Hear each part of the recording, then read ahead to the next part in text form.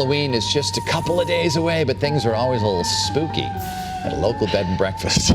Channel 3's Mark Zinni is taking us inside Captain Grant's, where there are some guests you can see and some you cannot.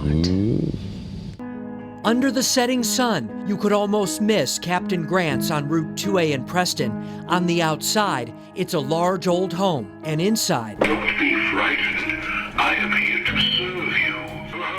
The house is so comfortable. But it turns out, you're never alone. I knew within 2 weeks that there were spirits here. Carol Matsumoto owns the historic inn with her husband.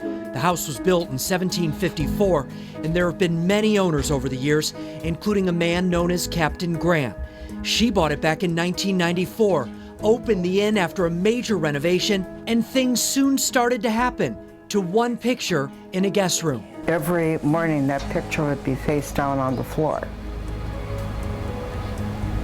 with nobody putting it there. And then I started hearing voices, people talking, started hearing people walking. But that's not all. I would hear knocking on the front door and there was nobody there. But I didn't care one way or the other. I had a mission. You were going to turn this into an inn. I was going to turn this into an inn. At first, Carol thought the spirits would scare people away. But guests started having their own experiences, and that built a business where ghost stories are hoped for and shared in bedside journals. When I saw a bright white light in a window in which appeared a man in dark clothes, followed by an image of a girl in white.